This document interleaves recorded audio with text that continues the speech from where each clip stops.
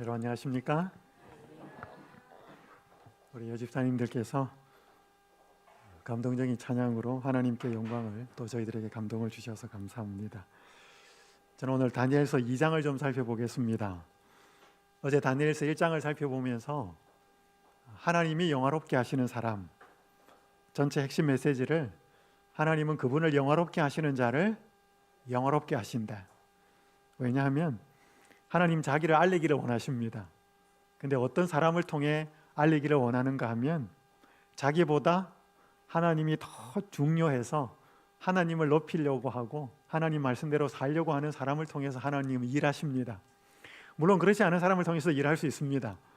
그런 사람들을 통해서 하나님은 더 일을 하시는 말씀을 좀 드렸고요. 이어서 오늘 다니엘서 2장을 좀 살펴보겠습니다. 무대 위의 감독자라는 제목입니다. 그럼 연극 보신 적 있으시나요? 저희가 흔히 연극을 많이 보는 건 아닌데 공연을 하거나 어떤 연극을 하거나 무대는 굉장히 화려합니다. 화려한 의상을 입고 화려한 조명들이 비추어지지요. 그런데 그 보이는 무대를 넘어서 무대 뒤편은 그렇게 밝지를 않습니다. 여러분, 무대 위가 사람이 많을까요? 무대 뒤편이 사람이 많을까요? 무대 뒤가 사람이 훨씬 많습니다. 조명감독, 음향감독, 무대감독, 총연출자. 근데 연극이 시작되면 이런 사람들은 보이지 않습니다. 근데 여러분, 드라마나 영화를 찍어도 카메라가 딱 잡혀있는 부분이 우리는 이제 화면으로 보는 거죠. 근데 주변이 보이지 않는 부분에 일하고 있는 사람들이 훨씬 많아요? 훨씬 많아요. 보이는 게 다가 아니라는 것입니다. 여기 한 작가가 이런 말을 했습니다. 연극이나 오페라, 연주회 등 하나의 공연 작품이 관객에게 전해지기까지는 보이지 않는 곳에서 일하는 많은 사람들의 수고와 노력이 있다. 의상, 세트, 조명, 음향기기를 담당하는 이들과 총연출을 맡은 무대감독 등 일일이 열거할 수 없을 정도로 다양한 분야의 사람들이 오직 무대 위에 서는 배우들을 위해 구슬땀을 흘린다. 조명 위치와 각도는 물론이고 조그만 효과음 하나, 작은 빛 한 줄기도 모두 무대 뒤의 스태프들이 약속된 정확한 시간에 하나하나 손으로 구현해내야 하기 때문이다. 그래서 응급 상황이 생기면 정말 긴장하고 그런 상황 속에서 움직이며 일합니다. 근데 그게 보여요, 안 보여요? 안 보입니다. 우리는 무대 위만 보니까. 여러분, 그러면 인류의 역사라고 하는 그런 무대가 있고 인류의 역사에 보이지 않는 뒤편이 있습니다. 여기 보시면 인류 역사의 기록들을 보면 모든 민족의 발전과 제국들의 흥망은 마치 사람들의 의지나 무용에 좌우되는 것처럼 보인다. 용맹한 거죠. 여러 가지 사건들은 대부분이 사람의 능력, 야심 혹은 변덕에 의하여 꼴지어지는 듯이 보인다. 여러분, 미국이라는 나라를 누가 움직이는 것 같아요? 트럼프 대통령이 움직이게 하는 것처럼 보입니까? 일론 머스크, 뭔가 대통령, 기업인, 뭔가 용맹한 장군, 그 사람들에 의해서 움직여가는 것처럼 보입니다. 인류 역사의 무대라고 하는 그 무대를 보면. 왜냐하면 그들이 주인공처럼 보이니까. 근데 연극 무대나 영화 촬영 뒤편에 보이지 않는 스태프들이 움직여가는 데 따라서 무대는 달라지거든요. 여기 뒷부분은 이렇게 이어서 말합니다. 그러나 하나님의 말씀인 성경에는 휘장이 열려 있어서 거기에서 우리는 무대의 상부와 배후는 물론 자비가 충만한 하나님의 대리자들이 인간의 이해관계와 권력과 욕망 등 일체의 승부에서 묵묵히 인내하며 그분의 목적 달성을 위하여 일하고 있는 것을 보게 된대. 그러니까 여러분, 보이는 게 다가 아니라는 거예요. 앞면에 나서는 사람은 대통령이고 기업인이고 굉장히 특출하고 걸출한 유명한 사람이고 천재 같은 사람이 이 인류 역사를 움직여가는 것처럼 보여요. 근데 성경을 보면 휘장이 있어서 그 한꺼풀 탁 벗기면 그 배후, 상부, 뒷면이 보이는데 거기에서는 인간의 이해관계와 권력과 이런 것들을 다 뒤로 하고 하나님의 대리자들이 그런 것들 넘어서서 묵묵하게 일하고 있는 것을 보게 된다는 것입니다. 근데 이게 보여요, 안 보여요? 안 보입니다. 여러분, 연극 감독이 감독자나 연출자가 무대에 등장하면 그게 뭔 의미예요? 연극 뭐 했다? 끝났다는 것입니다. 감독이 무대 위에 등장하면 연극 끝났다는 것입니다. 지금 이 인류 역사의 무대에 하나님이 일하고 계시고 하나님의 대리자들이 일하고 계시는데 보여요? 안 보여요? 안 보여요. 그분이 마지막 인류 역사의 무대 위에 등장하면 그게 뭔 뜻일까요? 이 세상 역사는 끝났다는 것입니다. 그때가 언제예요? 그때는 재림 때예요. 예수님이 자기의 모습을 무대 위에 등장시킬 때는 세상 역사는 끝났다는 뜻입니다. 그럼 지금 우리가 어떻게 살아야 하는가? 지금 여전히 보이는 것, 세상 사람들은 그래 보이는 것으로 살아요. 저렇게 살아야 되고 저 사람이 제일 높은 것 같고 그렇지 않다는 거죠. 오늘 저는 다니엘 2장을 좀 살펴보겠습니다. 제가 어제 다니엘 1장을 말씀드리면서 말씀을 드렸습니다. 이야기식으로 스토리가 있는 성경 본문은 전체 흐름이 뭔지를 찾아보면 이해가 빠르다 그랬습니다. 다니엘서 1장은 하나님께서 4명의 다니엘과 세 친구들을 영화롭게 하셨다, 높이셨다. 그게 전체 흐름이에요. 언제 높이셨나? 어디서 높이셨나? 어떻게 높이셨나? 왜 높이셨나? 이제 그렇게 물어보면 육하원칙으로 그 의미가 잘 파악이 되는 것처럼 다니엘서 2장의 전체 흐름은 하나님께서 꿈을 주셨다는 것이죠. 누구한테? 바벨론 왕 느부갓네살한테. 이게 전체 흐름이고 육하원칙으로 이제 물어보는 것입니다. 여기에서 언제 주셨나 꿈을? 그러면 다니엘 2장 29절에 보면 왕이 침상에서 뭐를 생각하실 때? 장래 일을 생각하실 때. 여기 혹시 계시는 분 중에 자영업 하시는 분 계시나요? 아마 있으실 거예요. 여러분 조그만 가게를 해도 이 가게가 앞으로 잘 될까? 어떻게 될까? 생각하면서 일해요? 여러분 조그만 가게 하나를 운영해도 앞으로 이 가게의 미래가 어떻게 될까를 생각하면서 해요. 회사를 운영하는 사람도 생각할까요? 생각하지요. 그런데 한 나라의 왕인데 이 바벨론 나라가 어떻게 될까? 이 나라가 생각했을까요? 당연히 왕이니까 했겠지요. 그러면서 잠이 듭니다. 그때 하나님이 꿈을 꾸게 하신 거예요. 그러니까 이건 장래 일과 관련된 꿈이라고 하는 것을 본문을 통해서 알 수 있는 겁니다. 어디서? 침상에 잘 때 그런 거죠. 자, 누가? 다니엘서 2장 29절에 보면 은밀한 것을 나타내는 하나님을 이렇게 표현했습니다. 여러분 이렇게 성경 읽으면 굉장히 재밌어요. 전체 흐름을 잡고 언제 어디서 누가 무엇을 어떻게 이렇게 읽으면 제가 이야기했죠 어제 이야기식으로 스토리식으로 된 것은 육하원칙 중에 항상 뭐가 제일 정답이다? 언제 어디서 누가 무엇을 어떻게 왜요? 스토리가 기록된 것은 반드시 기록된 목적이 있습니다. 이유가 있어요. 그걸 보면 그걸 찾아야 그 본문이 이해가 잘 돼요. 왜냐하면 우리가 지금 전체 타이틀이 다니엘서를 다시 읽기 때문에 어떻게 읽으면 잘 이해되고 하나님의 메시지를 찾아낼 수 있는가 하는 거죠. 자, 무엇을 주셨나? 꿈을 주셨는데 이 무슨 꿈이 먼저 나옵니다. 나중에 살펴볼 건데 큰 단어가 보면 한 큰 신상. 여러분이 예언전대를 많이 들으셨기 때문에 그 다음에 그 신상을 무너뜨리는 손대지 아니한 돌에 관한 꿈이었습니다. 뒤에 살펴볼 겁니다. 자, 또 여기에 무슨 꿈이었는지를 해석해 줍니다. 굉장히 중요한 게 37절이에요. 왕은 여러 왕들 중에 왕이시라. 빨간 부분 보이시나요? 한번 읽어볼까요? 시작. 하늘의 하나님이 나라와 권세와 능력과 영광을 왕에게 주셨고, 여기 굉장한 메시지입니다. 느부갓네살이 그렇게 생각했을까요? 안 했을까요? 안 했어요. 아버지가 위대하고 자기가 똑똑해서 바벨론의 군사력이 뛰어나서 그렇게 권세를 얻었다고 생각하지 하나님이 나라와 권세와 능력과 영광을 자기에게 주었다는 사실을 몰랐습니다. 그런데 하나님은 이 꿈을 통해서 그걸 알려주시는 거예요. 그래서 나라 이야기가 쭉 나옵니다. 그 다음에 더 중요한 게 44절의 밑에 부분, 이 여러 나라에 한번 읽어보겠습니다. 시작. 이 여러 왕들의 시대에 하늘의 하나님이 한 나라를 세우시리니. 그럼 다니엘 2장 이게 다예요. 그래서 어디서 어떻게 꿈을 줬는지는 모르겠어요. 그건 본문에 안 나와 있으니까. 그러나 왜 이 꿈을 느부갓네살에게 줬는지가 2장 37절과 44절이 두 구절이 핵심입니다. 하늘의 하나님이 나라와 권세와 능력과 영광을 느부갓네살 왕 당신에게 주셨다. 그거 알려주겠다. 그걸 하나님이 알려주시려고 꿈을 꾸게 하셨다. 그 다음에 이 여러 왕들의 시대에 하늘의 하나님이 무슨 나라를? 한 나라를. 인간 나라가 아니고 하나님의 나라를 그분이 세우시는 것을 알려주시려고.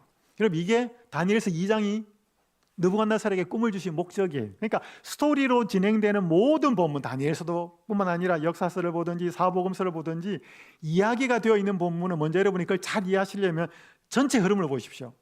하나님이 십계명을 주셨다? 출애굽기 20장. 언제 주셨지? 어디서 주셨지? 누가 주셨지? 왜 주셨지? 그렇게 읽으면 항상 왜가 나와요. 그 본문 안에. 그걸 캐치해내면 이 본문이 뭘 의미하고 오늘 나에게 무슨 상관이 있지, 그걸 깨닫습니다. 그러면 성경을 정확하게 읽어냅니다. 근데 읽어도 그렇게 보지 않으면 후룩 지나가 버립니다. 그래서 여러분 다니엘 2장을 통해서 하나님이 오늘날 말씀하고 있는 부 한번 읽어보실까요? 시작. 하나님이 나라와 개인을 주관하시며 마침내 그분의 나라가 임하게 하신대. 이게 오늘날 우리에게 말씀하고 있는, 우리에게 하시는 말씀이에요. 느부갓네살 뿐만 아니라 오늘 우리에게도 말씀하시는 거죠. 하나님은 나에게 이 나라뿐만 아니라 개인을 그분이 다스리고 주관하시고 일할 능력도 주시고 재물도 주시고, 그러나 마침내 이 나라가 영원히 가지 않고 하나님의 나라가 임하게 된다. 여러분, 이 사실을 믿고 살아가는 사람이 이 땅의 그리스도인이에요. 특별히 재림신자고. 자, 이 두 가지를 좀 살펴보겠습니다. 오늘은 첫 번째, 나라와 개인을 주관하시는 하나님.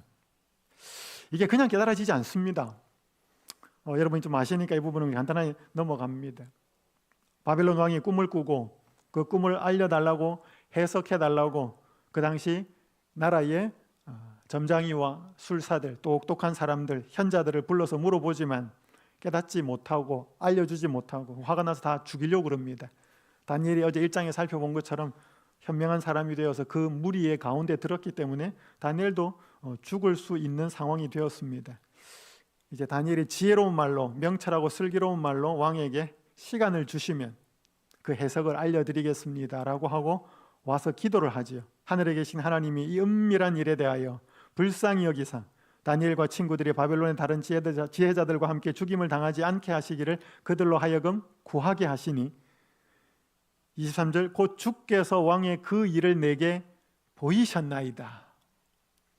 우리가 굉장히 곤란한 처지와 어려움이 닥치면 여러분은 뭘 제일 먼저 하셔요? 법적인 문제가 생겼다. 그럼 뭘 제일 먼저 하셔요? 용한 변호사가 어디에 있나 그걸 먼저 찾으셔요? 몸에 병이 들었다. 제일 먼저 뭐 하셔요? 메이저 병원에 어떻게 아는 사람이 없나? 어떻게 하면 입원할 수 있나? 이 분야의 제일 유명한 닥터는 누군가?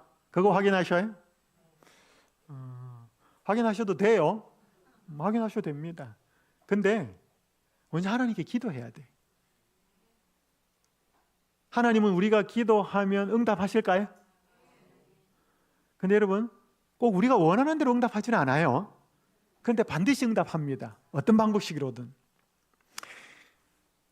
제가 몇 년 전에 연수원에 사역할 때 삼육서울병원에 한 간호사가 연수로 왔어요. 신자는 아니었습니다. 삼육보건대학을 졸업하고 간호사로 일을 했는데 연수원에 가라고 막 그 최명수 원장님 계실 때였어요. 최명수 원장님은 연수원에 자주 보냈습니다. 사람들을. 그러니까 이 아가씨가 오기 싫었는데 가라 그래서 이제 온 거예요. 근데 갑자기 연수원에 와가지고 뭔 생각이 나냐면 떡볶이 생각이 난 거예요. 그래서 자기가 그 보건대학에 다닐 때 어쩌다 한 번씩 이제 교회를 가면 안식학교 시간에 어느 하루를 갔는데 선배 언니가 간증을 했습니다. 그 주위에 있었던 일을. 근데 그 선배 언니가 뭐라고 간증을 했는가 하면 제가 이 간증은 잊혀지지가 않아요. 그 주에 이 선배 언니가 떡볶이가 먹고 싶어가지고 하나님께 기도를 했대요. 하나님, 떡볶이 좀 먹게 해주세요. 그럼 사 먹으면 되지. 그런 기도를 왜 했는지 모르겠어요. 그랬는데 그 주에 떡볶이를 3번 먹게 되었다는 것입니다. 그 간증을 했어요. 그러니까 이 후배인 이 아가씨가 대학 다닐 때 희한하다. 저런 기도를 왜 하지? 그렇게 시간이 지나고 5년이 흘렀는데 삼육서울병원에서 간호사로 근무하는데 연수원에 왔는데 대뜸 그녀 언니, 선배 언니의 기도가 생각이 난 거예요. 그래서 이 아가씨가 연수원에서 뭐라고 기도했냐면, 하나님이 살아계시면 연수원에서 떡볶이를 먹게 해주세요. 굉장히 황당한 기도를 한 거예요. 본인이 안식일날 간증을 했어요. 근데 연수원은 굉장히 여러분 와보신 분은 알겠지만 건강식으로 식단이 나옵니다. 그러니까 이 고춧가루를 쓰고 고추장을 써서 이 떡볶이가 나오겠나? 근데 떡볶이가 나왔어요, 그 주에. 왜냐하면 연수원 메뉴에 떡볶이가 있어요. 근데 이렇게 빨갛게 나오는 떡볶이는 아니고 약간 궁중 떡볶이식 비슷하게 해가지고 약간 좀 맵지 않게 떡볶이가 나와요. 근데 이 아가씨는 굉장히 충격을 받은 겁니다. 떡볶이가 나와가지고. 그래서 속으로 생각하기를 에이, 우연이겠지. 혹시? 이런 생각이 들었어요.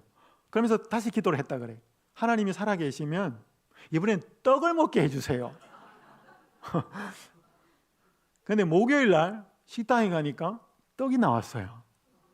근데 떡은 메뉴에 없었어요. 이날 저녁에, 목요일 저녁에 바나나가 나왔는데 이 아가씨가 식당에 밥 먹으러 늦게 갔어요. 그러니까 바나나를 사람들이 다 가져가 버리고 바나나가 떨어졌어요. 그러니까 집사님이 뒤에 오는 사람 바나나를 못 먹으니까 이거 뭐라도 내야 하는데 뭐 할까 하다가 냉동실에 있는 떡을 해동을 시켜서 내놓은 거예요. 근데 그 아가씨 그때 온 거예요. 그리고 떡을 본 거예요. 이 아가씨 말로는 소름이 끼쳤다 그랬습니다. 그러면서 간증 끝에 뭐라고 간증을 했는가 하면 좋은 목사님과 함께 성경을 공부하고 예수님을 알아가고 싶다. 이 아가씨 그렇게 간증을 하고 갔어요. 뭐 좋은 목사님하고 성경 공부를 했는지 안 했는지 저는 몰라요. 그 다음은. 그러나 이런 간증을 한 연수 마치는 안식일에 했어요. 그래서 제가 잊혀지질 않아요. 여러분, 하나님이 모든 기도를 이렇게 응답하시질 않아요. 그런데 그 사람은 초신자였고 특별한 이런 기도의 응답이 필요하다고 하나님은 생각하셨던 것 같아요. 여러분, 하나님은 어떤 시기로든지 응답합니다. 그러나 꼭 우리가 원하는 대로 응답되어야 한다고 생각하지는 않으시면 좋겠어요. 왜냐하면 여러분, 자식이 부모에게 뭘 요청하면 어떤 시기든지 부모는 응답합니다. 해주든지 기다리라고 하든지 다음에 해주겠다 하든지 아니면 안 된다 그러든지 모든 것을 자식이 원하는 대로 부모가 해주지는 않아요. 해줄 필요도 없을 때도 있어요. 왜? 엉뚱한 거 구할 수도 있기 때문에. 우리도 그렇거든요. 하나님 아버지 앞에. 그러나 하나님은 어떤 시기든지 응답은 하신다라고 하는 사실이 우리는 믿음이 필요합니다. 여러분, 제가 이런 사진을 하나 봤어요. 한 여성이 무릎을 꿇고 기도를 하는데 이 여성이 비춰지는 거울의 모습은 어떤 모습인가 하면 무장된 모습이에요. 무릎을 꿇고 기도를 하는데 투구를 쓰고 있고 그리고 칼을 들고 있고 그 뒤에는 누군가가 손을 얹고 있고, 물론 그림입니다. 한 사람이 그린 그림이지만 이 화가가 뭘 보여주기를 원해요? 이 한 여성이 나약한 모습으로 기도하지만 기도할 때 하나님의 능력과 하나님의 힘으로 무장이 되는, 마치 전사가 되는 것 같은 그런 하나님의 보호와 능력을 덧입는 그런 모습을 보여주기 위한 것 같아요. 기도가 힘이 있으니까.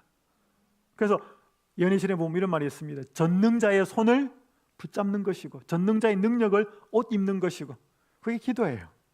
특별히 여러분, 성경을 읽다가 진리를 찾고 뭐 그렇게 할 때 여러분 기도하시면 하나님 어떤 방법으로도 인도하십니다. 제가 성경을 읽거나 예언의 신을 보거나 이렇게 하다가 잘 무슨 뜻인지 모르면 기도하면 희한한 방법으로 그렇게 깨달아져요. 그게 뭔 뜻인지. 다른 책을 보게 한다든지 뭔 사건을 경험하게 한다든지. 다니엘이 하나님이 느부갓네살에게 준 꿈을 알게 되기를 기도했을 때 하나님은 꿈을 해석하면 알려줍니다. 뭐 이런 신상이었습니다. 아까 읽은 부분을 잠깐 안 읽은 부분을 읽지요. 왕이여, 왕이 한 큰 신상을 보셨나이다. 그 신상이 왕의 앞에 섰는데 크고 광채가 매우 찬란하며 그 모양이 심히 두려우니 그 우상의 머리는 순금이요 가슴과 두 팔은 은이요 배와 넓적다리는 노시요 그 종아리는 쇠요 그 발은 얼마는 쇠요 얼마는 진흙이었다이다. 또 왕이 보신즉 손대지 아니한 돌이 나와서 신상의 쇠와 진흙에 발을 쳐서 부서뜨리매 그때 쇠와 진흙과 녹과 은과 금이 다 부서져 여름 타작마당에 겨같이 되어 바람에 물려간 곳이 없었고 우상을 친 돌은 태산을 이루어 온 세계에 가득하였나이다. 두 이상이었습니다. 하나로 모아진 한 큰 신상 하나는 사람의 손으로 하지 않은 돌 하나가 날아옵니다. 그럼 제가 대학원에서 신학 공부할 때 성경의 땅 이스라엘과 이집트를 이렇게 짧은 기간에 좀 갔다 올 기회가 있었습니다. 이집트 남부 도시에 테베라는 곳이 있습니다. 거기 가면 룩소라고 하는 굉장히 큰 신전이 있어요. 이 룩소 신전에 가면 이런 동상들이 굉장히 많습니다. 서 있는 것도 있고 앉아 있는 것도 있고. 여러분, 고대 근동에는 신상은 종종 권위를 가진 신이나 왕을 나타낸다고 생각했습니다. 그래서 자기들이 믿는 신을 동상으로 만들어 놓기도 하고 자기들의 왕을 그렇게 만들어 놓기도 했습니다. 여기도 룩스입니다. 여기 보면 이런 신상들이 굉장히 큰 게 많아요. 그래서 이런 것들을 보고 나서 느부갓네살이 꾼 꿈도 그들 당시의 시대에 뭔가 존재하는 큰 신상이나 그게 왕의 모습이었던 신의 모습이었던 그런 신상, 동상이 있었나 보다 충분히 생각할 수 있습니다. 그런 걸 아마 하나님께서는 꾸게 하신 거지요.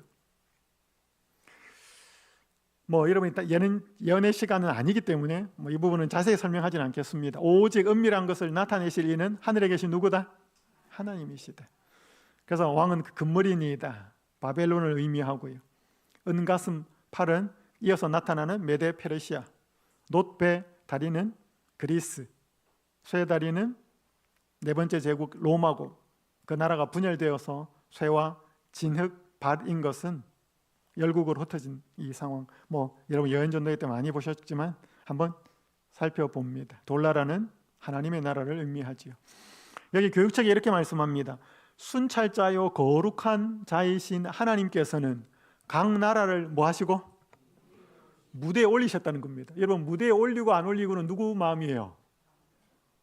감독 마음이에요. 이 사람을 주인공으로 삼을지. 감독이에요. 그러니까 감독이신 하나님이 각 나라를 세계 인류의 역사의 무대에 올렸다는 것입니다. 그 나라가 당신이 목적하신 바를 성취하는지를 본 거예요. 바벨론 올려보고 메데 페르시아 올려보고 그리스 올려보고 올려봤다는 거예요. 근데 잘 했을까요? 못했을까요? 예언은 세계의 대제국 곧 바벨론, 메데, 바사, 헬라 그리고 로마의 흥망을 묘사했다. 약소국과 마찬가지로 그 대제국 말고 약소국도 무대에 올립니다. 약소국과 마찬가지로 이들 각 나라에서도 역사는 반복되었다. 그 다음 빨간 번 한번 읽어보겠습니다. 시작.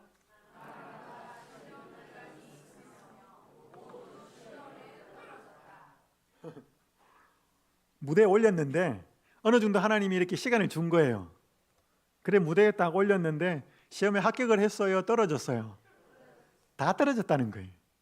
그래서 또 나라가 바뀌고 임금이 바뀌고 왕이 바뀌고 또 나라가 바뀌고 그랬다는 것입니다. 그리고 그 영광은 쇠하였고 권력이 떠났으며 다른 나라가 그 빈자리를 차지했다. 그러니까 이 사람이 주인공 할까 탁 올려놨는데 무대에 시원찮아요. 하나님 다음 당신이 주인공. 또 그 사람 하는 걸 보니까 당신 말고 다음. 계속 그래 왔다는 게 이 나라가, 역사가. 이 나라를 누가 올렸다는 거예요? 하나님이 올리셨다는 거예요. 여러분 그걸 알아요. 근데 이게 나라뿐만 아니라 개인도 그렇게 한다는 것입니다. 지상의 모든 통치자가 행사하는 권력은 다 어디서 받은 거예요? 하늘에서 받은 거예요. 여러분 트럼프가 대통령 된 건 누가 힘을 주신 거예요? 하나님이에요. 우리나라 대통령들도 하나님이 주신 거예요? 국민이 준 거 아니에요. 그럼 민주주의는 권력이, 힘이 국민으로부터 나온다. 그건 인간이 만든 민주주의고 보이지 않는 그 뒤에는 누가 주셨다? 하나님이 주셨대. 여러분 이걸 믿는 사람은 기도합니다. 이걸 안 믿는 사람은 욕합니다. 왜 내 성향이 안 맞고 내 정당이 안 맞고. 이건 지금 시간은 정치 이야기할 시간은 아니지만 여러분 누가 되었다 그러더라도 우리는 그 사람을 위해서 기도해야 돼. 이걸 믿으면 하나님께서 저 사람에게 힘을 주셨다라고 믿는다면 기도해야 합니다. 그의 성공 여부는 그가 받은 바 권력을 사용하는 방도 여하에 달린 것이다. 하나님이 주신 것을 어떻게 사용하느냐에 따라 달린 거죠. 여기 보면 하나님의 말씀에만 이 사실이 명백히 설명되어 있다. 거기에는 국가의 힘이란 개인의 경우와 마찬가지로 이렇게 뒤에 나옵니다. 그러니까 국가의 힘도 누가 준 거고? 하나님이 주신 거고, 개인의 힘도 누가 주신 거고? 하나님이 주신 거예요. 지혜, 힘, 일할 수 있는 능력이 누가 주신 거예요? 하나님이 주신 거예요. 믿으십니까? 여러분 그걸 인정하는 사람이 그리스도인이. 여기 예쁜 여성 잡지에도 실린 집이 있습니다. 한 여성의 집인데 아주 이렇게 식탁, 그 다음에 이런 가구, 우아하게 살았던 여성입니다. 이런 예쁜 접시들, 그 다음에 15자 붙박이장에는 온갖 명품 백들, 명품 옷들. 남편은 삼성의 연구원이었습니다. 연봉이 억이 넘는 굉장히 행복한 그 가정을 꾸리고 살았던 이 여성. 근데 집안에 어려움이 닥칩니다. 남편이 암에 걸립니다. 그러니까 이 여성의 생활은 다 뒤죽박죽이 됩니다. 그녀가 블로그를 했는데 그녀의 글에 이런 글을 올렸습니다. 한때는 이 아름다운 집이 제 가장 큰 자랑이었습니다. 심혈을 기울여 꾸민 아름다운 우리 집, 잡지에 여러 번 나왔다고 내심 자랑스러워했던 우리 집, 행여나 때가 탈까, 혹여나 먼지 탈까 닦고 쓸고 했던 우리 집. 하지만 남편이 아프고 보니 제가 있을 곳은 궁궐 같은 우리 집이 아니라 몇 평 안 되는 비좁은 병실이더군요. 피곤한 내 한 몸 누일 곳은 안락한 라텍스 침대가 아니라 딱딱하고 좁은 보조 침상이더군요. 내 거라 믿었던 남편과 공동 명의로 되어 있던 자랑스러운 내 집도 알고 보니 제 것이 아니었습니다. 바라만 봐도 뿌듯했던 참으로 고운 접시들, 참 이쁜 그릇들, 그 수많은 이쁜 그릇들도 남편과 함께하는 병실에서는 아무 소용도 없더이다. 제가 황량한 병실에서 쓸 수 있는 건 보잘것없는 플라스틱 접시와 종이컵 뿐이더군요. 15자 붙박이장이 가득한 수많은 옷들과 제가 사랑에 맞지 않던 명품 백들, 이 또한 제 것이 아니었습니다. 남편과 함께하는 병실에선 편한 추리닝과 레깅스면 족하더이다. 귀혁이던 명품 백도 필요 없더이다. 어디 그뿐인가요? 20년 넘게 나의 사랑이었던, 나를 빛나게 완전케 해준다고 믿었던 남편도 제 것이 아닙니다. 내 것이 아닙니다. 이젠 압니다. 내 분신, 내 생명, 내 사랑하는 아이들조차 제 것이 아니라는 것을요. 이 아이들 또한 그분이 제게 잠시 맡기셨던 선물임을 제가 잊고 있었네요. 이와 같은 이유로 근심, 염려 또한 제 것이 아닙니다. 내 것이 아닌 걸 내 것인 양 자랑하며 욕심내었던 제 무지를, 제 교만을, 제 과거를 회개하며 눈물로 기도합니다. 그녀가 블로그에 올린 글이 내 것이 아닙니다라는 제목이었습니다. 그리고 남편이 죽어요. 남편이 죽고 나서 그녀가 남편과 지냈던 그 모든 추억들을, 그리고 자기가 블로그에 실었던 글을 모아서 책을 하나 만들었는데 그 책 제목이 내 것이 아닙니다. 굉장히 감동적이에요. 여러분, 여기 보니까 남편도 내 거라고 생각했고, 집도 내 거라고 생각했고, 자식도 내 거라고 생각했고, 그래서 다 내 거라고 생각했는데 어려움이 딱 닥치니까 내게 하나도 없더라는 거죠. 그렇게 우아한 집에서 우아한 접시에 그렇게 컵에 먹고 하는 게 아니고 병실에서는 종이컵이고 플라스틱 접시면 되더라는 거죠. 여러분, 이 모든 것이 다 자기 것이 아니고, 여러분, 우리가 올 때 뭐 좀 갖고 왔나요? 노래 제목도 있잖아요, 그죠? 갈 때는 어떻게 가요?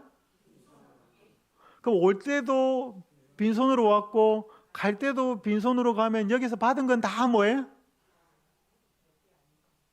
그냥 주어진 거예요. 물론 우리가 그래서 노력하지 않았다는 뜻은 아닌데 다 우린 받은 거예요.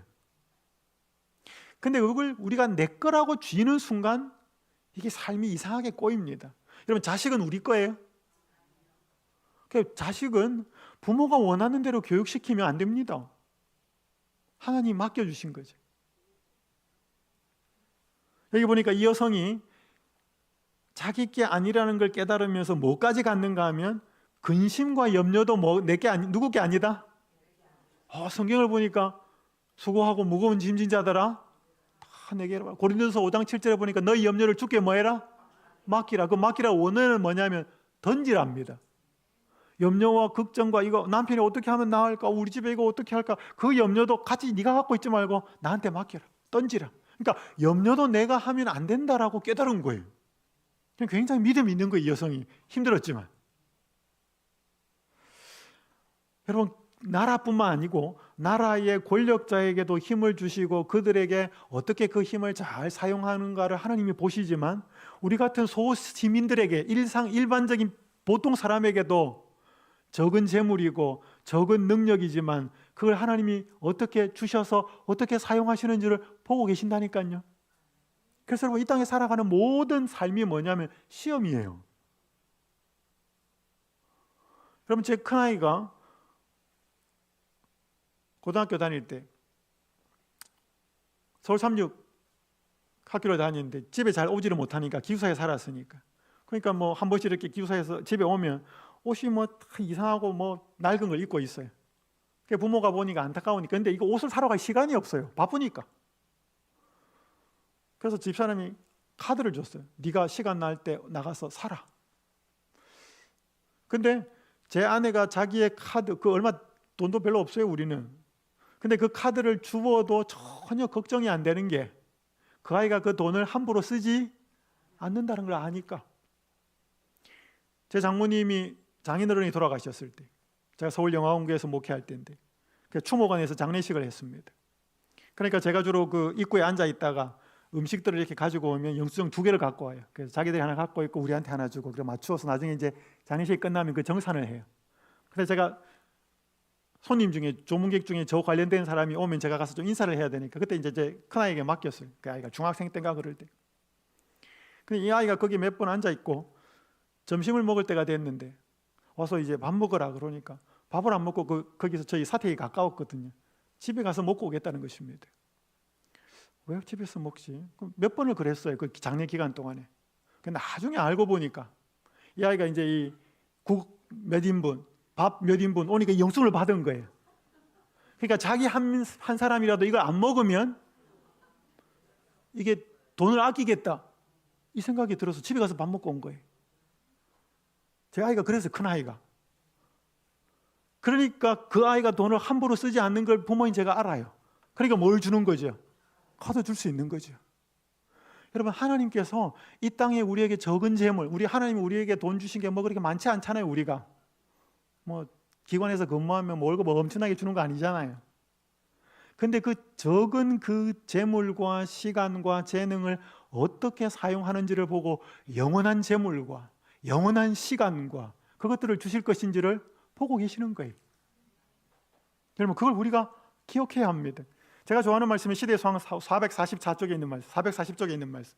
우리는 다른 사람보다 더 많이 받은 모든 것, 그것이 교육이거나 품위이거나 품성의 고상함이거나 그리스도인 훈련이거나 혹은 신앙의 경험이거나 간에 이 모든 것으로 우리보다 적게 은혜를 받은 자들에게 뭐 하고 있는 거다? 빚지고 있는 거다. 우리는 우리의 능력의 한도 내에서 그들을 위하여 봉사하여야 한다. 우리가 강하다면 약한 자의 손을 붙잡아 주어야 한다. 여기 계신 분 중에 부부가 사이가 되게 좋은 분 계셔요? 가정?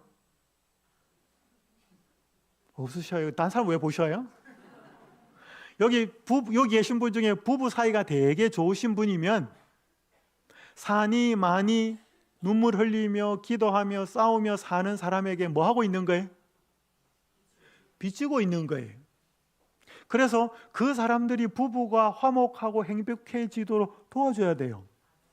여러분, 여기 계신 여러분의 자녀들 중에 공부도 그렇고 부모님의 말씀에 순종도 잘하고 그렇게 속썩이지 않고 부모를 기쁘게 하는 자녀를 둔 부모님 계실까요? 계시겠지요? 그런 부모님들은 사춘기로 힘들게 하고 자녀 때문에 눈물 흘리고 아파하고 속상해하는 그 부모들에게 뭐 하고 있는 거예요? 빚지고 있는 거예요. 막 자랑거리가 아니고 이 사람을 어떻게 도와줘야 되지? 어떤 사람들은 기도하고 기도 응답 많이 받은 사람이 있어요. 그리고 어떤 사람들은 또 성경을 잘 깨닫는 그런 은혜가 있는 사람도 있어요. 그런 사람들은 뭐 하고 있는 거예요? 성경을 읽어도 도대체 뭔 말인지 모르겠다. 까만 건 글자고 하얀 건 여백이고 기도를 해도 하나님이 듣고 있는지도 모르겠다. 그렇게 신앙에 뭔가 깊이가 없는 사람들에 대하여 뭐 하고 있는 거예요? 빚지고 있는 거예요. 그래서 바울이 내가 헬라인이나 야만인이나 다 내가 빚진 자다. 바울이 뭐 했길래 빚진 자라 그래요? 여러분, 빚진 자라는 생각을 갖는 사람은 어떤 사람이냐? 내가 가진 것을 하나님의 은혜로 주셨다는 것을 깨닫는 사람이 그 깨닫는 정도에 비례해서 자기가 빚진 자라고 생각이 돼요. 여러분, 빚진 자라고 생각이 되셔요? 그럼 은혜가 많은 거예요. 잊지 마셔야 돼. 오늘 2장을 통해서, 다니엘 2장을 통해서 그걸 배웁니다. 자, 마침내 이 하나님의 나라가 이루어진다고 성경은 말하고 있습니다. 또 왕이 보신 적 손대지 아니한 돌이 나와서 신상의 쇠와 진흙의 발을 쳐서 부수떠리며 또 뒷부분에 보면 무상을 친 돌은 태산을 이루어 온 세계에 가득하였나이다. 여러분, 여기에 손대지 아니한 돌이라는 말이 굉장히 중요한 표현입니다.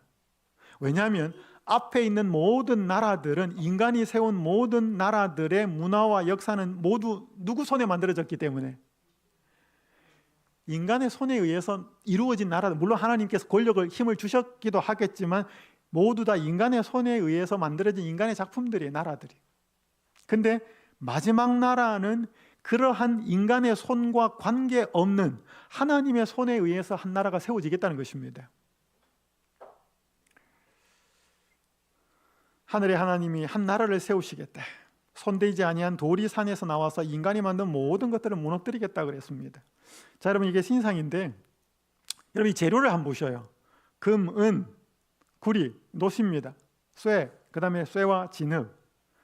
가치가 더 높아져요? 가치가 더 하락해요? 여러분, 이게 뭘 보여주는 걸까요? 이 보여준 신상의 금속의 가치는 아래로 밑으로 내려갈수록 가치와 가격이 떨어집니다. 그럼 이 인간 역사는 발전한다는 거예요? 퇴보한다는 거예요? 여러분, 지금이 옛날보다 훨씬 더 잘 사는 것처럼 보여요.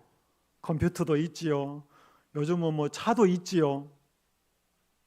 집도 좀 번듯하고. 사람이 더 잘 사는 것 같아요? 아니면 좀 더 힘든 것 같아요? 그럼 어떠셔요? 해보셔요? 19.3, 10.5, 8.9, 7.8, 7.8 미만. 이 뭔가 같아요? 비중이란 말 들어보셨어요? 여러분, 비중은 상대적으로 무거운 정도를 나타내는 물리 용어입니다. 물 4도시, 물 4도시의 비중을 1이라 그래요. 그러니까 금은 19.3이에요. 그러니까 물 4도시의 비중을 1이라고 할 때 동일한 무게를 가지고 따졌을 때 금은 19.3배가 무겁다는 것입니다. 그러면 은은 10.5배, 8.9 이런 거예요. 그러니까 여러분, 사람이 안정적이려면 밑에가 무거워야 돼요? 위에가 무거워야 돼요? 애들이 왜 자꾸 넘어져요? 걔들은 머리가 크거든요. 그리고 상대적으로 다리가 튼튼하지 않으니까 걷다가 띠뚱띠뚱하다 넘어집니다. 여러분, 위에가 무거우면 불안정해요. 근데 이게 지금 무게로 따지면 위가 굉장히 무겁고 밑으로 갈수록 가벼워요. 그러니까 이게 안정적이에요? 불안정해요? 불안정해요. 그래서 비중으로 보면 위가 무겁고 아래가 가벼워서 이건 굉장히 쓰러지기 쉬운 거예요. 그러니까 이 인간 역사가 하나님이 이거 보여주면서 뭘 보여주는가? 시대가 흐르고 나라가 발전하는 것처럼 보이고 잘 사는 것처럼 보이지만 가치는 떨어지고 있고 더 안정해지는 게 아니고 불안전해지는 것이 세상 갈수록 그렇다는 거예요. 여러분, 우리 옛날에는 잘 못 먹었어도 어떻게 보면 훨씬 더 마음이 편했어요. 뭐 다 못 살았으니까. 지금은 SNS 같은 걸 해가지고 남의 집이 여름 휴가 어디 갔는지 다 알아. 그러니까 내가 휴가 안 가고도 잘 살 수 있는데 누가 휴가 갔다 오면 뭐야? 나는 굉장히 박탈감이 느껴지는 거예요. 그러니까 여러분, 다른 사람이 어떻게 사는 소식을 아는 순간 나는 별로 불행하지 않는데 비교하는 순간 나는 불행해집니다. 왜? 옛날에는 남이 휴가 갔는지 안 갔는지는 몰라요. 근데 지금은 너무나 밝혀지니까 굉장히 불행해지는 거죠. 작년에 한 뉴스 기사에 국민 절반이 장기적 울분 상태에 있다. 30대가 제일 심각하고. 왜 보셔요? 성인 울분 조사 결과 높은 심각 9.3%, 중간 39.9%, 이상 없으면 50. 그러니까 국민의 절반이 마음에 울분이 있다는. 어디 가서 이거 풀지를 못한다는 거예요. 그래서 여러분, 이거 묻지 마. 뭐 이런 거 뭐야? 그러니까 어디서 열받아 가지고 2명 중에 1명은 이 마음속에 분한 걸 못 풀고 사는 거예요. 여러분, 우리가 앞으로 사는 세상이 더 문명은 발전할 겁니다. 인공지능 뭐 그래서 자꾸 로봇 그래서 자꾸요. 더 발전할 거예요. 제 전공은 기계공학이에요. 앞으로 우리가 사는, 여러분, 사람이 편리해졌다. 뭐가 편리해진 거예요? 여러분, 과학이 만들어서 문명이 만들어져서 편리해지는 건 사람 덜 움직이게 만드는 거예요. 옛날에는 계단 걸어 올라다녔어. 그거 편리해지면 뭐 타고 올라가는 거예요? 엘리베이터 타고 가는 거예요. 옛날에 TV 볼 때 가가지고 앞에 가가지고 이거 돌렸어요. 지금 소파에 앉아가 뭐예요? 띡띡띡띡 누릅니다. 리모컨. 여러분, 그게 편해진 거예요. 편해지는 건 사람 덜 움직이게 만들게 편해진 겁니다. 옛날에 걸어 다녔는데 자동차 타고 다니면 편해진 거예요. 그럼 건강도 해졌을까요? 아니요.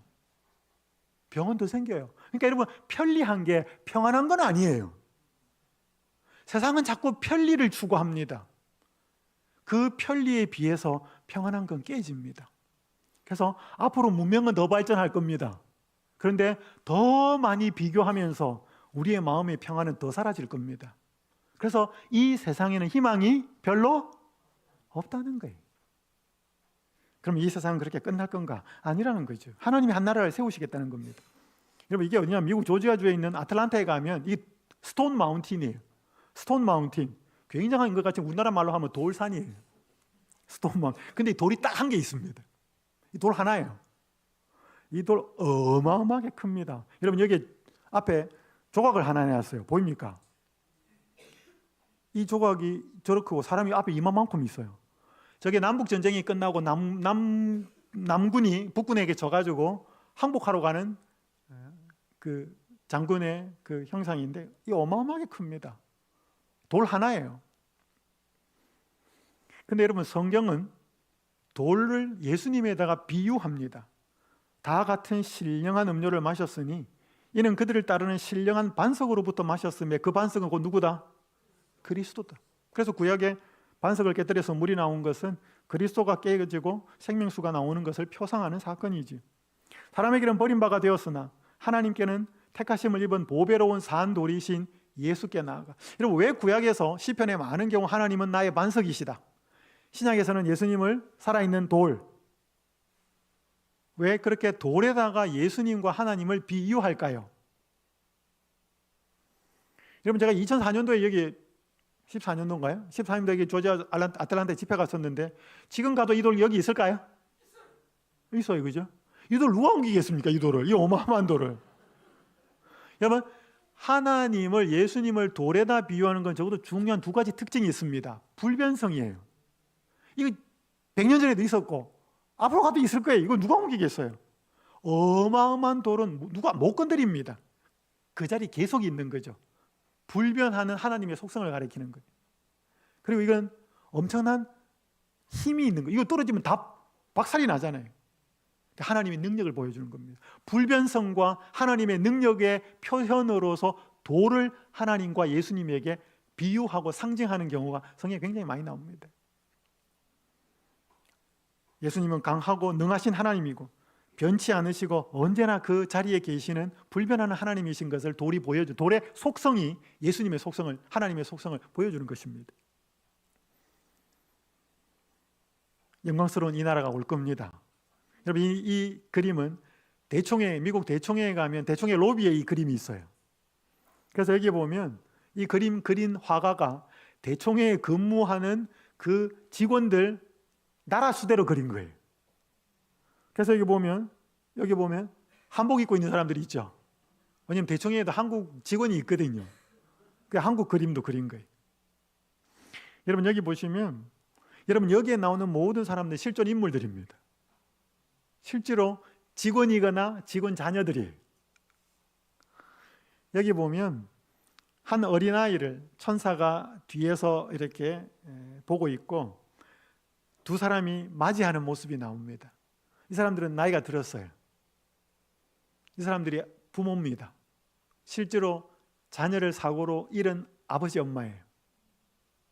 근데 그림을 그렸는데 아버지 엄마는 좀 늙었어요. 근데 애는 그대로입니다. 왜냐하면 시간이 좀 지났다는 거거든. 그 아이가 세상을 떠날 때보다 엄마 아버지는 나이가 들었다는 거죠. 이게 하나하나가 다 사연이 있는 그림들이 예수님 재림하실 때 그 모든 아픔들이 해결이 될 겁니다. 여러분, 이게 35만 톤 유조선인데 이 유조선을 건조한 책임자가 이렇게 말합니다. 이 배가 사람의 눈에 아무리 크게 보여도 망망대해에 나가면 하나의 점입니다. 여러분, 사람이 어디 있냐면 여기 있어요. 여러분, 이 배가 커요, 작아요? 엄청나죠? 근데 크다 작다는 반드시 비교급이에요. 사람 옆에 있으면 굉장히 크지만 이 배가 태평양에 나가면 어때요? 굉장히 작아요. 여러분, 100년 사는 인생이 길어요, 짧아요? 굉장히 길죠? 하루살이에 비하면 어마어마하잖아요. 근데 여러분, 100년은 영원 앞에 가면 어떻게 돼요? 점입니다. 그래서 우리가 어디에다가 비교를 하고 사느냐에 따라서 인생이 달라집니다. 여기 성화된 성에 이런 말씀이 있습니다. 머지않아 본향이 될 더욱 좋은 저 나라의 영광을 명상할 때 교만과 세상을 사랑하는 마음은 그 힘을 잃게 될 것이다. 여러분, 우리가 뭘 생각하면 세상을 향한 마음이 좀 시그러들면서 힘이 날까요? 본향이 될 더욱 더 좋은 저 나라의 영광을 명상할 때 교만과 세상을 사랑하는 마음은 그 힘을 잃게 될 것이다. 여러분, 주로 뭘 이렇게 상상을 하고 사셔요? 여러분, 숫자에 수학에 보면 무한대에다가 100년을 더하면 뭘까요? 무한대, 숫자에 무한대에다가 100년을 더하면 뭘까요? 무한대죠. 무한대에다가 100년을 빼면 어떻게 돼요? 그것도 무한대예요. 그러니까 여러분, 무한대가 우리가 영생이라고 본다면 이 땅에서 잘 살아서 100년까지 플러스 100년. 그러니까 여러분, 예수님 믿으면서 사람들은 무슨 소망이 있는가 하면 100년도 잘 살고 영생도 얻었으면 좋겠죠. 여러분, 그렇게 하실 수 있으면 하셔요. 이 세상에서도 잘 살아서 100년을 떵떵거리며 잘 누리고 살고 영생도 얻고 하실 수만 있으면 그거 다 하시면 좋습니다.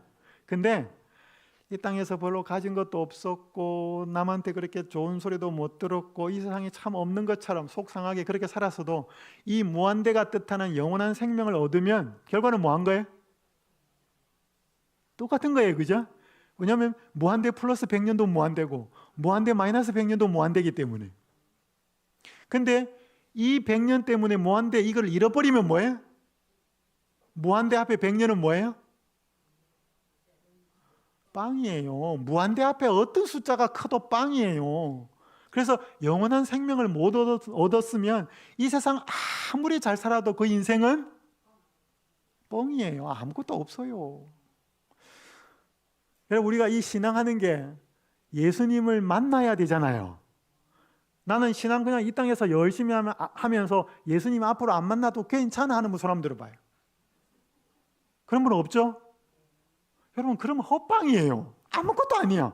우리가 다시 오시는 예수님의 재림의 자리에 영광스럽게 서서 예수님 어서 오십시오. 내가 당신을 기다렸나이다. 그렇게 말하지 않으면, 그런 사람이 안 되면 전부 다 빵이에요. 여러분 봐봐요. 신앙은 투자예요, 저축이에요? 이 뭔 말인지 잘 모르시나요? 여러분, 저축하고 투자하고 차이가 뭐예요? 여러분, 주식은 투자예요, 저축이에요? 주식은 투자예요. 왜냐하면 빵 하면 하나도 못 건져. 근데 저축은 뭐예요? 이자는 별로 안 돼도 원금은 찾을 수 있거든. 그래서 투자와 저축은 달라요. 그러면 신앙하는 거는 투자예요, 저축이에요? 저축이에요? 여러분, 시간 들죠, 신앙하는 거. 안식일 지켜야 되죠. 화요일, 금요일 예배 와야 되죠. 또 구역반 해야 되죠. 가서 안식일 오후 봉사도 가야 시간 많이 들어요. 돈도 들어요? 월정 헌금 11조 뭐 각종 헌금 굉장히 많이 내요. 근데 예수님 재림할 때 그거 우리가 하늘나라 못 가면 돌려줘요? 시간도 돌려주고 돈도 너 11금 이만큼 냈더라? 돌려줘요? 받으면 뭐 하겠어요? 돌려주지도 않고. 여러분, 신앙에서 우리가 예수님 재림 때 영광스럽게 그분을 못 맞이하면 아무것도 아니에요. 그럼 그런 의미로 보면 신앙은 저축 같아요, 투자 같아요? 투자에 훨씬 가까워요. 왜? 돌려받을 수 있는 게 예수님 재림의 영광스러운 자리에 참여하는 그걸 얻어야 되는데 그걸 못 얻으면 아무것도 아닙니다. 맞아요? 여러분, 그러려면 제대로 신앙해야 돼.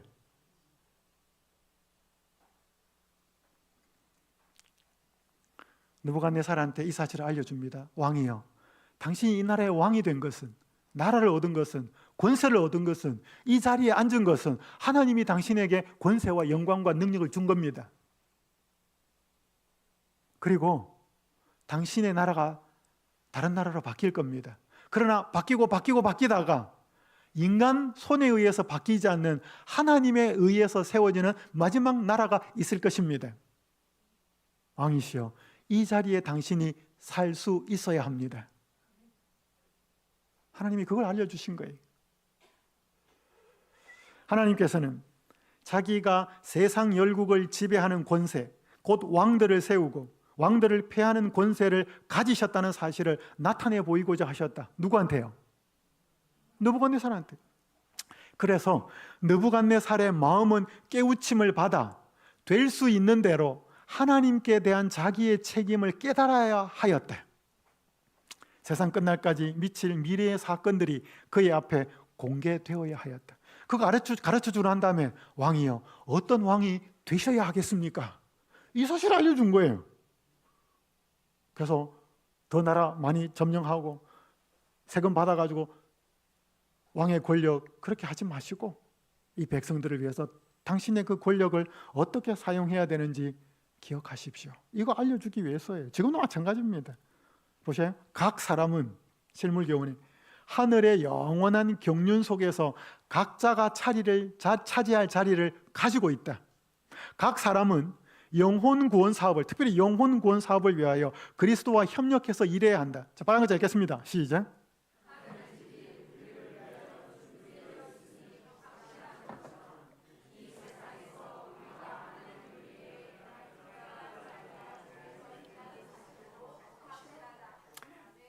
여러분, 하늘집이 우리를 위해서 준비되어 있어요? 있어. 요한복음 14장에 내가 가서 너희를 위하여 처소를 예비하면 있어요. 근데 하늘집이 우리를 위하여 준비되어 있는 게 확실한 것처럼 이 세상에서 우리가 하나님을 위해 일할 특별한 자리가 정해져 있다는 사실도 확실하다. 있을까요? 있어요. 근데 이거 어떤 사람은 찾아서 하고 있고 어떤 사람이 이것을 찾아서 못하고 있으면 이 자리는 비어 있거나 다른 사람이 해야 돼. 근데요, 여러분, 하나님은 우리한테 앵벌이처럼 일을 시키고 하나님 나라의 확장을 위해서 우리 부려먹으려고 우리를 부른 건 아니에요. 하나님 그런 분 아닌가 아시잖아요. 제가 한 이야기 드리고 마칠게요. 제가 참 좋아하는 의사인데 선교사예요. 이름은 이성로라고 하는 분입니다. 이분 키가 153cm예요. 키가 너무 작아서 군대 면제예요. 남들이 군복무 군의관으로 3년 봉사하는데 자기는 시간을 3년을 벌었어요. 이 크리스찬이에요. 곰곰이 생각해 보니까 이 시간을 소중하게 써야 되겠다. 그래서 주변에 찾다가 방글라데시에 있는 한 조그마한 병원에 자원봉사를 갑니다. 남들이 군복무하는 3년을 자기는 여기 해야 되겠다. 이때가 1994년이었습니다. 3년만 하기로 했던 그 일을 지금도 하고 있어요. 이분이 2019년에 아산 사회복지재단에서 주는 큰 상을 받아서 한국에 잠시 귀국합니다. 그러면서 이제 인터뷰를 하는데 앞에는 주로 이제 병원 관련된 이야기 하다가 제일 마지막에 개인 이야기를 하는데 굉장히 감동적이어서 이 사람 별명이 뭐냐면 방글라데시의 슈바이처예요. 이 마지막 글에 이렇게 말합니다. 가난한 사람들 틈에 살다 보니 그들의 가치 기준과 내 가치 기준이 부딪히곤 했어요. 그 과정에서 깨달았지요. 내가 학벌이나 직업, 돈 같은 거죽에 갇혀 나 자신을 제대로 들여다볼 수 없었구나. 방글라데시에 살면서 거칠애를 다 버렸어요. 그 다음 말, 가난한 사람을 치료하는 동안 제 인생을 고쳤습니다. 멋진 말이에요. 자기는 거기 가가지고 가난하고 불쌍하고 돈 없는 사람들에게 의료 기술, 의사로서 몸의 병을 고쳐줬는데 자기가 가지고 있는 이 대한민국에서 의사라고 하는 그 생각 속에 살아가고 있는 자기의 고정관념, 교만, 허식, 허영, 그런 것들이 계속 부딪히더라는 거죠. 그 가난한 나라 사람들하고. 그러면서 자기가 섬기고 봉사하는 동안에, 그들의 몸을 치료하는 동안에 자기의 마음이 치료되었다라고, 자기의 인생이 치료되었다고 고백하는 거예요. 여러분, 이게 하나님께서 섬기며 봉사하며 살도록 사람을 부르신 이유입니다. 여러분, 하나님은요, 가난한 사람에게 돈을 하나님이 직접 줄 수도 있어요. 근데 하나님 그리 안 해요. 누구를 통해서 하는 거예요? 하나님이 사람에게 재물의 축복과 건강의 축복, 그래서 일할 수 있게 돈을 버는 사람을 통해서 이렇게 가는 거예요. 그래서 이 사람도 살리고 이 사람도 살리는 게 하나님의 계획이에요. 그거 아시겠죠? 시간도 그렇고 재물도 그렇고 재능도 그렇고 이거 다 하나님이 주신 거다.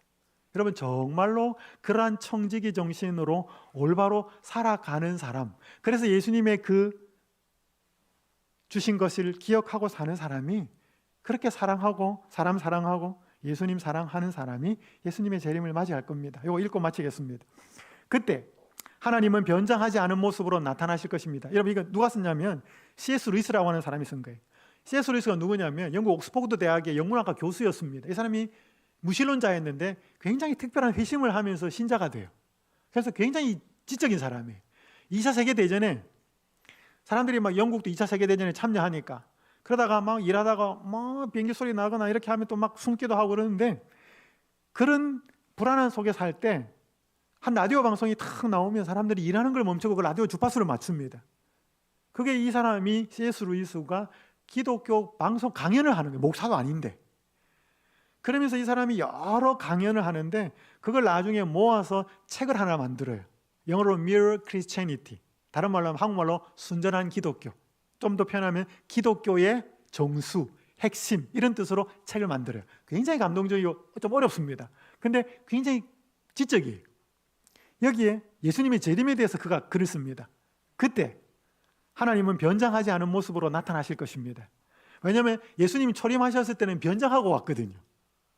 하늘의 하나님이 목수의 가정에서 험한 인간의 모습을 입고 그렇게 오셨기 때문에 그 변장하고 온 거예요. 근데 재림하실 때는 변장하지 않고 오겠다는 겁니다. 그 모습은 너무나 압도적이어서 피조물들은 저마다 거역할 수 없는 사랑에 뒤덮이든지 거역할 수 없는 공포에 뒤덮일 것입니다. 딱 두 중에 나뉘는 것입니다. 그때야 어느 편에 설 것인지 선택하려 들면 이미 늦습니다. 그때는 선택의 때가 아닙니다. 그때는 우리가 참으로 어느 편을 선택했는지 드러나는 때이고, 우리가 그 사실을 전에도 알았는지 몰랐는지 깨닫게 되는 때입니다. 이때 이러면 예수님 재림할 때는 선택하는 게 아니에요. 지금 선택한 게 올바른 선택이었는지 잘못된 선택이었는지 그 결과가 무엇이었는지를 보여주는 때입니다. 딱 한번 보십시오. 지금 오늘 이 순간이야말로 옳은 편을 선택할 수 있는 기회의 때입니다. 하나님은 바로 이 기회를 주려고 잠시 지체하고 계십니다. 그러나 영원히 지체하시지는 않을 것입니다. 우리는 지금 이 기회를 잡든지 버리든지 둘 중에 하나를 택해야 합니다. 여러분, 다니엘서 2장의 기별은 너무나 심플합니다. 하나님이 왕에게 나라와 권세와 영광을 주셨다. 그리고 인간 나라는 바뀌어가지만 다시는 바뀌지 않는 영원한 나라, 하나님의 한 나라가 서게 될 것이다. 똑같은 것입니다. 하나님은 오늘 우리 개인에게 힘과 일할 수 있는 능력과 건강과 가족과 다 주셨습니다. 그리고 어떻게 살아야 할지를 우리에게 말씀하고 계시고, 마침내 그 작은 것을 가지고 충성하는 사람들에게 영원한 나라를 주기 위해서 그분이 한 나라를 마지막에 찬란한 그분의 나라를 세우게 될 것입니다. 여기 계신 모든 분들이 사랑하는 가족과 함께 그 자리에서 다 손에 손을 잡고 예수님 어서 오십시오, 우리가 당신의 나라를 기다렸습니다 라고 하는 그 자리에 다 참여하여서 만날 수 있기를 간절히 바라면서 말씀을 마치겠습니다. 기도하겠습니다. 하늘에 계신 하나님 아버지, 지금으로부터 약 2600여 년 전에 준 느부갓네살의 한 꿈을 통하여 오늘 우리가 어떻게 다시 살아야 하는지를 알려주셔서 감사합니다. 하나님께서 느부갓네살 왕에게 나라와 권세와 영광을 주셨던 것처럼 저희에게도 재물과 건강과 가족과 배울 수 있었던 힘과 이 모든 것들을 주셨음을 인하여 감사합니다. 하나님 아버지, 이것들을 우리가 어떻게 사용하고 있는지를 진지하게 돌아보게 하여 주시옵소서. 이 세상은 발전하는 것처럼 보이지만 느부갓네살에게 보여준 그 꿈의 금속의 가치와 비중의 모습을 통해서 그 가치가 퇴락하고 비중이 작아지면서 불안정한 세상 나라라는 것을 보여주셔서 감사합니다. 아버지 하나님, 이 세상에 처해 살아야 하지만 속하지 않도록, 이 세상을 사랑하거나 미련을 두지 않도록 하늘을 바라보며 살게 하여 주시옵소서. 그리하여서 영광 중에 오실 그 아름다운 나라에 우리의 사랑하는 자녀들과 가족들과 사랑하는 성도들과 그 영광스러운 자리에 우리가 꼭 참여하는 참된 재림 성도들이 되도록 인도하여 주시옵소서. 예수님의 이름으로 간절히 기도하옵나이다. 아멘.